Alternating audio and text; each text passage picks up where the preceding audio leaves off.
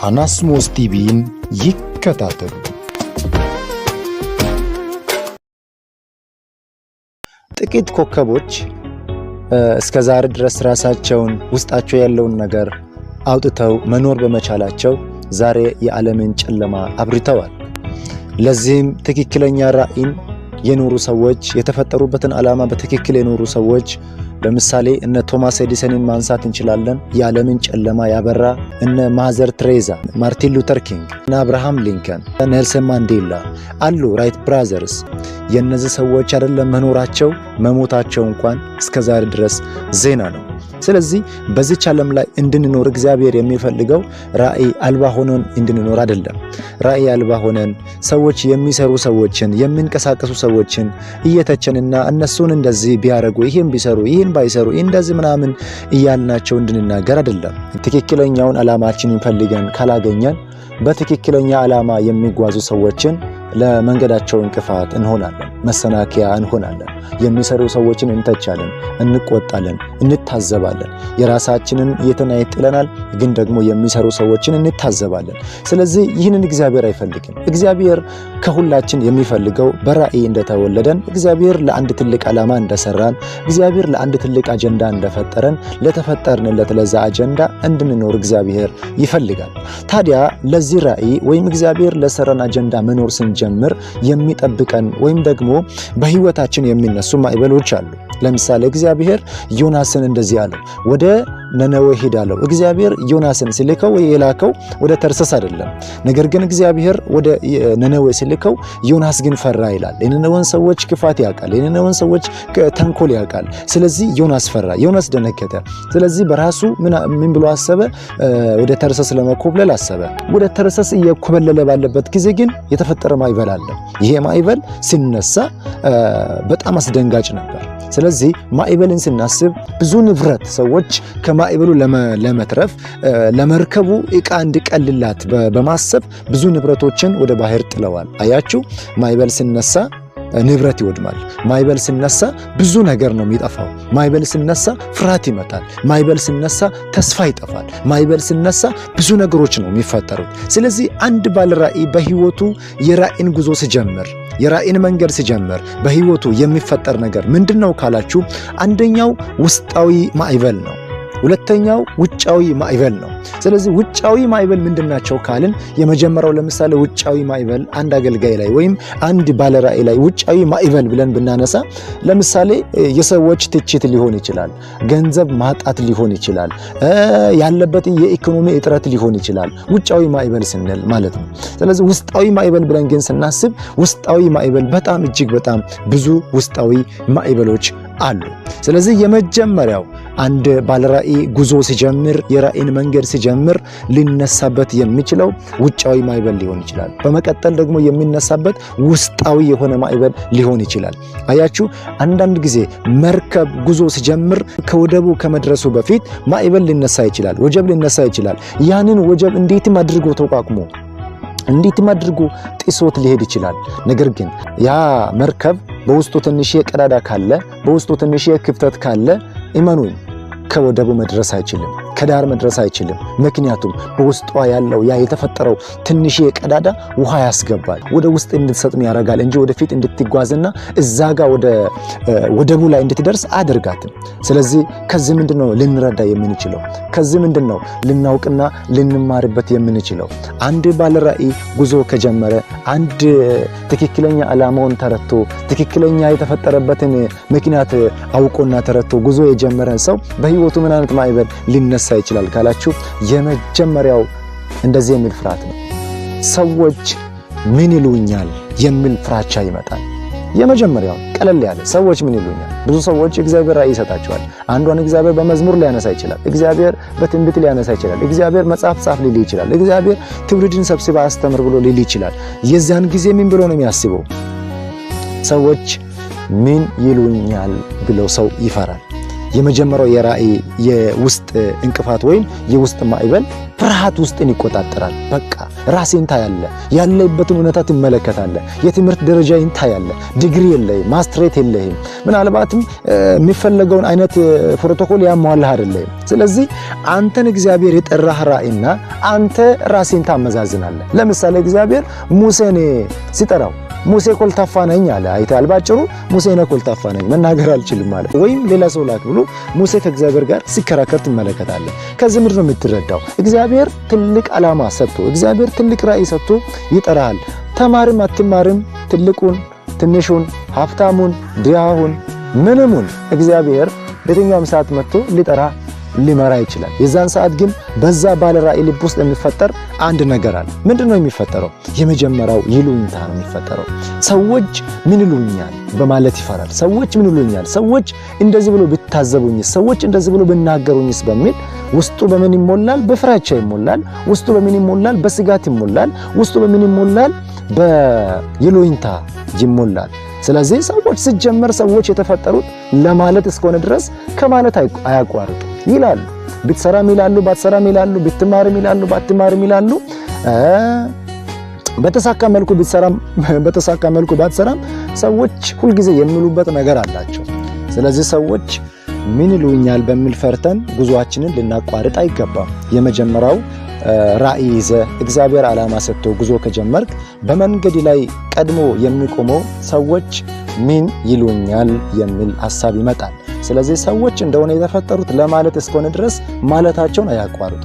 ስለዚህ እግዚአብሔር ላንተ የገለጠውን ራእይ፣ እግዚአብሔር ላንተ የሰጠውን ሸክም ይዘህ ከመጓዝ እንዳትመለስ። ሁልጊዜ እግዚአብሔር ካንተ ጋር ስላለ።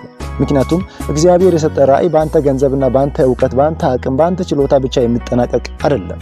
እግዚአብሔር ራእይ ከሰጠ አብሮ ይቆማል። መንግስት እንኳን ስራ ሲሰጥ ስራን የሚያስከድበትን ገንዘብ ጨምሮ በጀት ጨምሮ ይመድባል። እግዚአብሔርም ራእይ ሲሰጥ የሚያስፈልግን ነገር ይመድባል። ምን ከዛ በላይ ራሱ እግዚአብሔር አብሮ ይሆናል።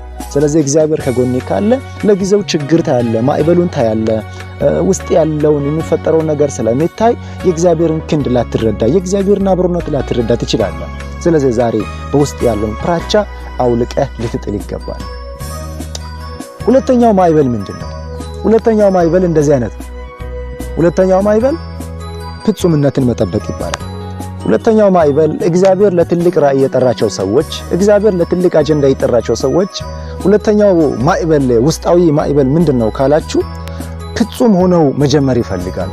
ማለት በቃ ለምሳሌ አሁን ሙሴ ኮልታፋ ነኝ እናገር ዘንድ አላውቅም አለ አይደል?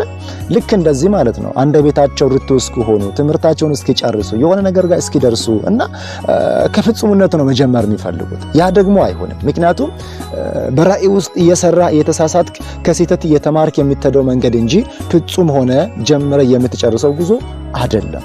ስለዚህ ፍጹምነትን መጠበቅ የለብንም። እግዚአብሔር ራእይ ከሰጠን፣ እግዚአብሔር በውስጣችን አንድን አጀንዳ ካስቀመጠ፣ የማያስተኛ ራእይን እግዚአብሔር ከሰጠን የሆነ ቀጠሮ ይዘን የሆነ አጀንዳ ይዘን በዚያ ዘመን እንደዚህ አድርጌ ይሄ ነገር ከሆነ በኋላ ብለን በቀጠሮ ባንዘገይና የእግዚአብሔርን ሐሳብ ባንገድበው የተሻለ ነው። ስለዚህ ፍጹምነትን አንጠብቅ።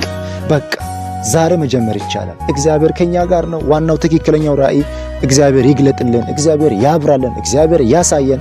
እግዚአብሔር ጀምር ካለ፣ እግዚአብሔር ሂድ ካለ፣ ወደ ግብጽ ግባ ካለ፣ የሕዝብን የእስራኤልን ጩኸት ሰምቻለሁ ብሎ እግዚአብሔር ካለ፣ እግዚአብሔር ሂድ ካለ፣ ታወጣቸዋለህ ካለ ለእግዚአብሔር ሐሳብ መገዛት የመጀመሪያው ኃላፊነታችን መሆን አለበት። ስለዚህ እግዚአብሔር ራእይ ይሰጠናል። በየትኛውም ጊዜ ሊሰጠን ይችላል። እየተማርክ ሊሆን ይችላል፣ ጨርሰም ሊሆን ይችላል፣ ሳትማርም ሊሆን ይችላል። እግዚአብሔር ተማርም አትማርም እግዚአብሔር ባልተማረም ይሰራል፣ እግዚአብሔር በተማረም ይሰራል። ምክንያቱም መጽሐፍ ቅዱስ ላይ በእነ ሉቃስ እግዚአብሔር ሰርቷል። በተማረ ማለት ነው። ዶክተር ሉቃስ ነው፣ ሐኪም ነው። ስለዚህ በሱም እግዚአብሔር ሰርቷል። በእነ አሳ አጥማጅ ባልተማሩ በተባሉትም በእነ ጴጥሮስም በእነ ዮሐንስም እግዚአብሔር ሰርቷል። እግዚአብሔር አንተ ብትማርም ባትማርም ጉዳዩ አይደለም። እግዚአብሔር በማንም መስራት ይችላል። እግዚአብሔር ለእያንዳንዱ የሰጠው የራሱ የሆነ መንገድ አለው። እግዚአብሔር ለእያንዳንዱ የሰጠው የራሱ የሆነ አጀንዳ አለው። ያን አጀንዳ ግን ይዘን ስንነሳ ውጫዊ ማዕበል እንደሚነሳብን ሁሉ ውስጣዊ ማዕበል ይነሳብናል። ቅድም እንዳሳየሁት ነው። የመጀመሪያው ሰዎች ምን ይሉኛል የሚለው ማዕበል ነው የሚነሳብን። ሁለተኛው ደግሞ ፍጹም እስክንሆን ድረስ ለዛ ስራ ብቁ እስክንሆን ድረስ የምናሳልፈው ነገር ነው። በቃ ከፍጹምነት ለመጀመር ነው የምንታገለው ማለት ነው። ስለዚህ ያ ትክክል አይደለም። እየተሳሳትን ከስህተታችን እየተማርን ራእያችንን መጀመር ይኖርብናል። ሌላው እግዚአብሔር አምላክ ራእይን ይሰጣል። ጉዞ ትጀምራለህ፣ መንገድ ትጀምራለህ። በመንገድ የሚያጋጥም መጀመርን መፍራት። እግዚአብሔር ራእዩን ሰጥቷል፣ መንገዱን አሳይቷል። ግን ደግሞ መጀመርን ትፈራለህ። መጀመርን መፍራት ወይም ደግሞ መጀመርን ብቻ መፈለግ። ብዙ ሰዎች ራእይን ይጀምራሉ፣ ነገር ግን ራእይን አይጨርሱትም። በቃ ይጀምራሉ፣ ውስጣቸው እሳት አለ፣ ውስጣቸው የገባ ራእይ ተገልጦላቸዋል። ይሄዳሉ፣ የሆነ ካፌ ላይ ቁጭ ይላሉ፣ ያወራሉ። እግዚአብሔር እንደዚህ ብሎኛል፣ እግዚአብሔር በህልም ገልጦኛል፣ እግዚአብሔር በነቢይ ተናግሮኛል፣ እግዚአብሔር በቃሉ ነግሮኛል፣ እግዚአብሔር እንዲህ ብሎኛል ይላሉ። ነገር ግን ያንን ራእይ ይጀምሩታል፣ ግን ደግሞ አይጨርሱትም። ማዕበል በባህሪው መንገድ ያስቆማል። ማዕበል በባህሪው ያሸብራል። ማዕበል በባህሪው ነፍስን ይነጥቃል። ማዕበል በባህሪው ምን ያደርጋል? ማዕበል ሲነሳ ሰዎች ዕቃ ከመርከቡ ላይ አውጥተው ለመርከቡ ወይም ለጀልባው እንዲቀል በማለት ንብረታቸው ሊጥሉ ይችላሉ። ስለዚህ ማዕበል በባህሪው ያወድማል። ስለዚህ ጸጋይን ታወድማለህ። ማዕበል ከባድ ነው። ስለዚህ ውስጣዊ ማዕበል በአንተ ላይ በተነሳ ጊዜ መጀመርን ብቻ መፈለግ ትጀምረዋለህ። ሻማ ይበራል። ከዛ እየቀለጠ እንደሚሄድ ትታያለህ። ከዛ በኋላ በሚሰማው ነገር እየደነገጥክ ቀስ በቀስ ወደ ኋላ ትሄዳለህ። አንድ አባባል አለ፣ ቀስ በቀስ እንቁላል በእግር ይባላል። ማለት እየተለወጠ ይሄዳል ማለት ነው። ነገር ግን አንዳንድ ሰዎች ይሄ ውስጣዊ ማዕበል በሚነሳባቸው ጊዜ፣ ውስጣዊ የሆነ ወጀብ በህይወታቸው ላይ በሚነሳበት ጊዜ ምን ያደርጋሉ? ሰዎቹ መጀመርን ይፈልጋሉ፣ መቀጠል ግን አይፈልጉም። ይጀምራሉ ግን አይጨርሱም። በቃ ይጀምራሉ። ስለዚህ አሁን በእኛ ሀገር የተለመደ ነገር አለ። አንድ ባለራእይ ጉዞ ሲጀምር አንድን አገልግሎት ከጀመረ አይ እንትናም እኮ ጀምረው አልጨረሱም ይላሉ። ሰዎች ከመጀመሪያ ገና ይገምቷል። ለምን? የተለመደ ነገር ስላለ። ብዙ ባለራእዮች ይጀምራሉ አይጨርሱም። ያንን ስለሚያዩ ሰዎች ምን ይላሉ? መዝሙር ገና እንደጀመርሽ አጨርስም እኮ ዝም ብላ ነው፣ እነ እንትናም እኮ ጀምረው ትተዋል ይላሉ። እነ እንትናም እኮ ጀምሮ አቁመዋል፣ ስለዚህ ዝም ብሎ ነው አይጨርሰውም፣ መንገድ ላይ አቆማል፣ እመነኝ ምናምን ብሎ ስላንተ ይከራከራሉ። ስለዚህ መጀመርን ብቻ መፈለግ የለብህም። ለምን? ራእዩን ያስጀመረ ራእዩን የሰጠ ራሱ እግዚአብሔር ነው። አብሮ እግዚአብሔር እንዳለ ማመን አለብህ። ከእግዚአብሔር ጋር እንደምትጓዝ እርግጠኛ መሆን አለብህ። አንዳንድ ጊዜ ለምሳሌ ብዙ ሰዎች ራእይን በሚጀምርበት ጊዜ አይዞ ላይ ይሉ ይችላሉ። ደግሞም በተቃራኒው ሊሉም ይችላሉ። አለን፣ በገንዘብ እንደግፋለን፣ ካሜራ እንገዛልሃለን፣ የሚያስፈልግን ነገር በሙሉ እንተባበራለን ይሉሃል ጅማሬው ላይ እና መካከል ላይ ደግሞ ሲደርስ ማዕበሉ ይበረታል፣ ጫናው ከፍ ይላል። ስለዚህ አጠገቤ አለኝ ያልካቸው ሰዎች ከጎን ይርቃሉ፣ ብቻዬን ትሆናለህ። ስለዚህ መጀመርን ብቻ እና መጨረስን አትፈልግ ማለት ከእውነታው የተነሳ ፈርተህ ደንግጠህ ትሰጥማለህ። በማዕበል ወይም ውስጥ ትገባበታለህ፣ ጸጋይን ትጥላለህ፣ ራስህንም ትተዋለህ፣ ያበዱ ሰዎችም ማለት። ስለዚህ መጀመርን ብቻ መፈለግ። ሌላው ማዕበል። ሌላኛው በውስጣችን እንደ እሳት እየነደደ የተነሳ በውስጣችን የራእይ እሳት እየተንቦገቦገ የጀመርነውን ራእይ ይሄ መንፈሰ ቀዝቃዛነት ይለዋል። መንፈሰ ቀዝቃዛነት ሰዎች ሲተቹ በሚታየው ነገር አጠገቢ አለ ያልካቸው ሰዎች ባላሰብክበት አጉል ሰዓት ላይ ከአጠገቢ ሲርቁ፣ ብቻዬን ስትሆን በቃ ድንግጥ ትላለህ፣ ትፈራለህ። ያላሰብከው ነገር ስለተፈጠረ በጣም ትደነቃለህ። ትላንትና በገንዘብ ረዳሃለሁ ያለ ከአጠገቢ አለው ያለ አጠገቢ በአገልግሎትም በገንዘብም በምክርም የነበሩ ሰዎችን ዞር ብለህ በምታይበት ጊዜ ከአጠገቢ ሲርቁ ደንገጥ ትላለህ። የዚያን ጊዜ የሚፈጠረው ማዕበል ምንድነው መሰለ? መንፈሰ ቀዝቃዛነት። መንፈስ ይቀዘቅዛል። ትላንት በጠዋት በማለዳው ራእዩን እንዳየ እግዚአብሔር በአንተ ውስጥ ራእዩን ገና እንዳስቀመጠ የነበረው ትጋት፣ የነበረው ጽናት፣ የነበረው ግለት ይቀዘቅዛል። ስለዚህ ማዕበል ተፈጠረ። አየል ያስቆሚ ነው። አሁን ይሄ ማዕበል ምንድነው የሚያደርግ? እንዳትጓዝ። ሰው ውስጡ ካልተንቀሳቀሰ፣ ውስጡ እንደ እሳት ካልነደደ፣ ውስጡ ካልበረታ ውጫዊ ማንነቱ መበረታት አይችልም። ለምን ከተባለ ይሄ የኛ ቁመታችን፣ የኛ ዕውቀታችን፣ የኛ ችሎታችን፣ የኛ ብርታታችን፣ የኛ አቅማችን፣ የኛ ኃይላችን፣ የኛ ይሄ ሰውነት የሚገዛው በውስጣችን ላለው ራእያችን ነው። በውስጣችን ላለው ራእይ ለተገለጠልን ዓላማ ባሪያዎች ናቸው። እነዚህ ውስጣችን ያለው ማንነታችን ላይ ነው የሚመሰረቱት። ዕውቀታችንም ጥበባችንም ያለን ነገር በሙሉ የሚሰራው በውስጣችን ላለው ለተገለጠው ራእይ ባሪያ በመሆን ነው። ስለዚህ ውስጣችን ውስጥ አንድ ማዕበል ከተነሳ ወይም መንፈሳችን ከቀዘቀዘ ወይም መንፈሳችን ባለው ነገር ያለውን ነገር በመመልከት በዙሪያችን ላይ ያለው ነገር በማየት ውስጣችን ከቀዘቀዘ በቃ እነዚህ ዕውቀታችን ከንቱ ገንዘባችን ከንቱ ነው፣ አቅማችን ከንቱ ነው፣ ብቃታችን ከንቱ ነው።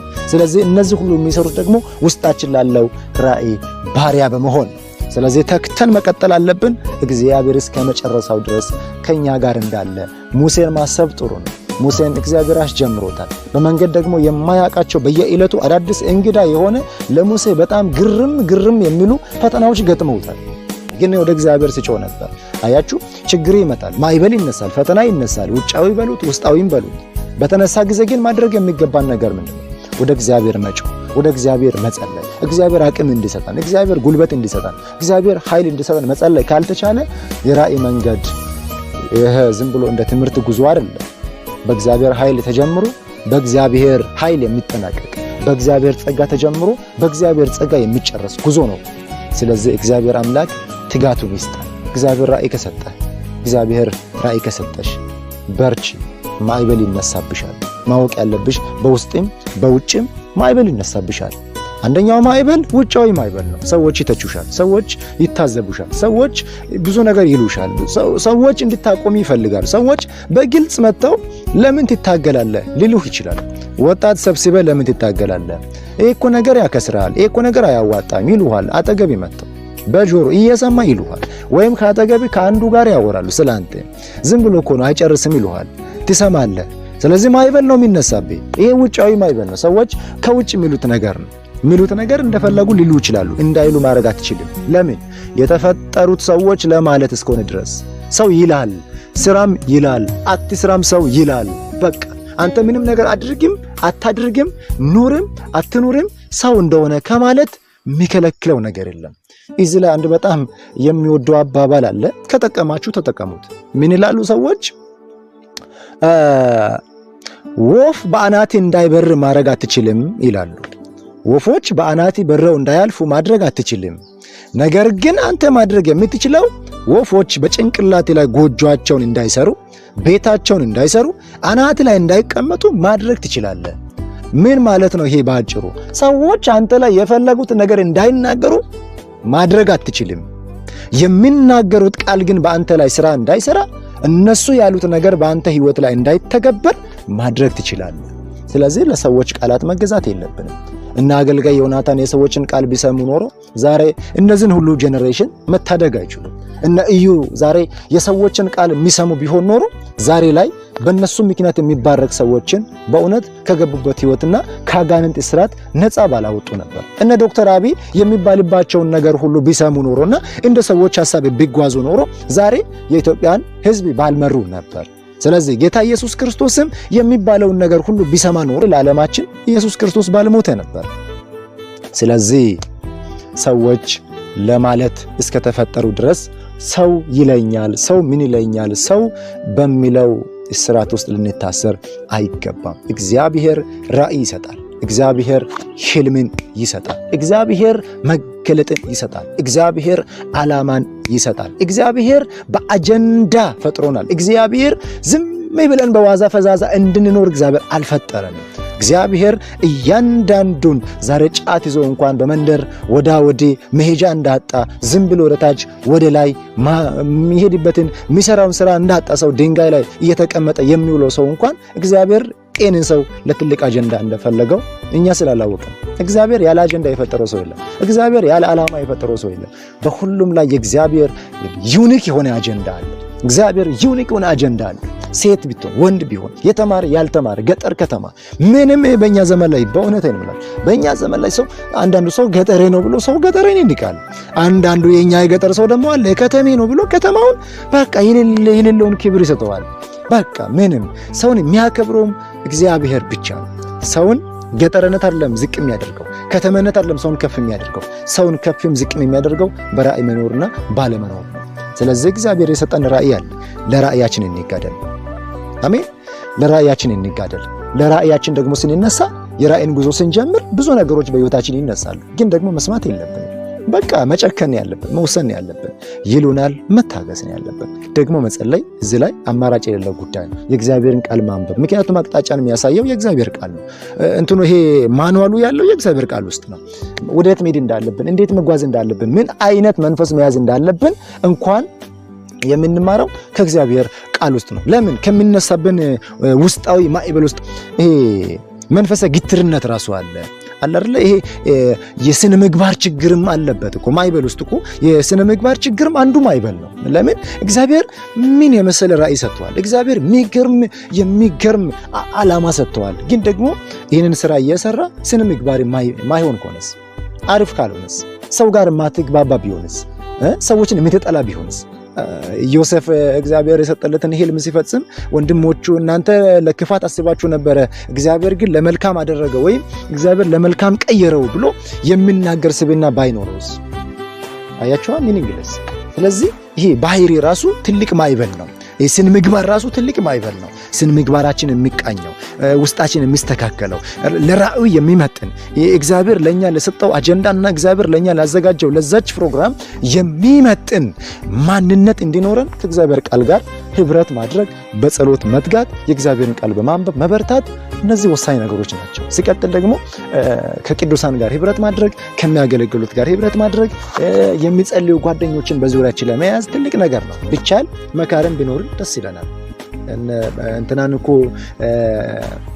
እግዚአብሔር እሱ ለጠራው አጀንዳ ጢሞቴዎስን ይመክረው የነበረ ሰው ነበረው አይደለ? አትፍራ፣ ማንም ታናሽነትን አይናቅ እያለ ይመክረው የነበረ ያበረታታው የነበረ ጳውሎስ ነበረው።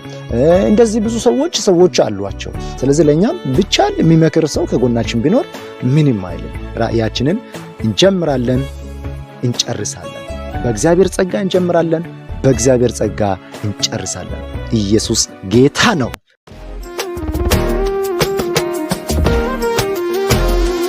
አናስሞስ ቲቪን ይከታተሉ።